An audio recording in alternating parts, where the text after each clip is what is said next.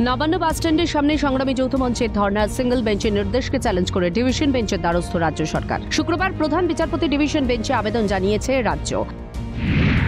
সেই আবেদনের ভিত্তিতে শনিবার বিকেল 4টের মধ্যে বিক্ষোভ শেষ করার নির্দেশ কলকাতা হাইকোর্টের প্রধান বিচারপতি ডিভিশন বেঞ্চের। আদালতে উপস্থিত হাওড়া সিটি পুলিশের কমিশনারেট প্রবীণ ত্রিপাঠী বৃহস্পতিবার বিচারপতি রাজশেখর মান্থা নির্দেশ দিয়েছিলেন সংগ্রামী যৌথ মঞ্চ নবান্ন বাস স্ট্যান্ডের সামনে ধর্ণায় বসতে পারে, কিন্তু সেটি ছিল শর্ত সাপেক্ষ।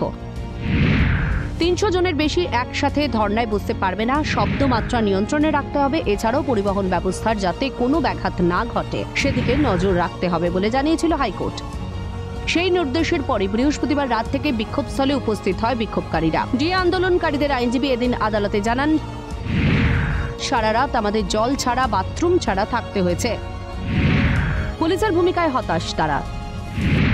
তিনি জানান, যেহেতু বড়দিনের ছুটি পড়ে যাচ্ছে তাই রবিবারটা বিক্ষোভ না করার জন্য নির্দেশ দিয়েছে আদালত।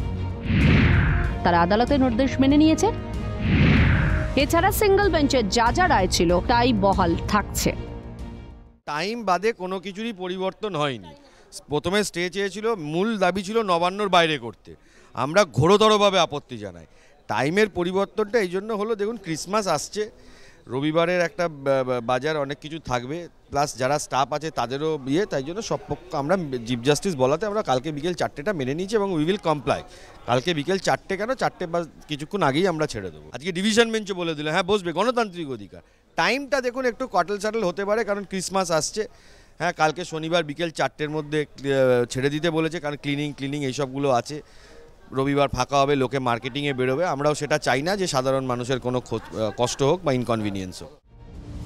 বিচারপতি বলেন, আমরা সংবাদ মাধ্যমে দেখেছি 22শে ডিসেম্বর থেকে 24শে ডিসেম্বর ধর্নার অনুমোদন রয়েছে। এদিকে ইতিমধ্যেই মুখ্যমন্ত্রী ডিএ ঘোষণা করেছেন, তাতে ওরা খুশি নয় মনে হয়।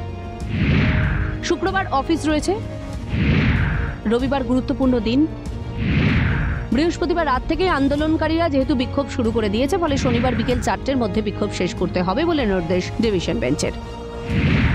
মুখ্যমন্ত্রীর 4% ডিএ ঘোষণায় খুশি নয় আন্দোলনকারীরা বলে বিচারপতি যে মন্তব্য করেছেন সেই প্রসঙ্গে ডিএ আন্দোলনকারীরা বলেছেন, যেখানে 40% ডিএ বাকি সেখানে 4% ডিএ ঘোষণায় খুশি না হওয়াটাই স্বাভাবিক। এছাড়া আরও যে দাবিগুলো নিয়ে তারা লড়াই করছেন সে ব্যাপারে মুখ্যমন্ত্রী এখনো কিছু জানাননি, ফলে যে লড়াই চলছিল তা চলবে বলে সাফ জানিয়েছে ডিএ আন্দোলনকারীরা। যেখানে বকেয়ার পরিমাণ 40%, সেখানে 4% দিলে পরে কেউ যদি সুখী হতে পারে, বুঝতে হবে তার অধিকার বোধ জন্মায়নি। আমরা অধিকারটা জানি, নিজের কাজটা ঠিকমতো করি, নিজের যোগ্যতা দিয়ে চাকরিটা পেয়েছি বলে, অধিকারটা আছে বলেই এই জায়গাটা করছি। এবং আমাদের আরও দুটো দাবি আছে। এই রাজ্যের শিক্ষিত ছেলে মেয়েদের জন্য সরকারি চাকরিতে ঘুষ না দিয়ে যাতে নিজের যোগ্যতা প্রমাণ করে চাকরি পেতে পারেন তার ব্যবস্থা করা, এবং অস্থায়ী কর্মচারীদের স্থায়ীকরণ সহ যে দাবিগুলো আছে সেই দাবি নিয়ে মুখ্যমন্ত্রী কোনো মন্তব্য আসেনি। সুতরাং যে লড়াই চলছিল সেই লড়াই চলবে।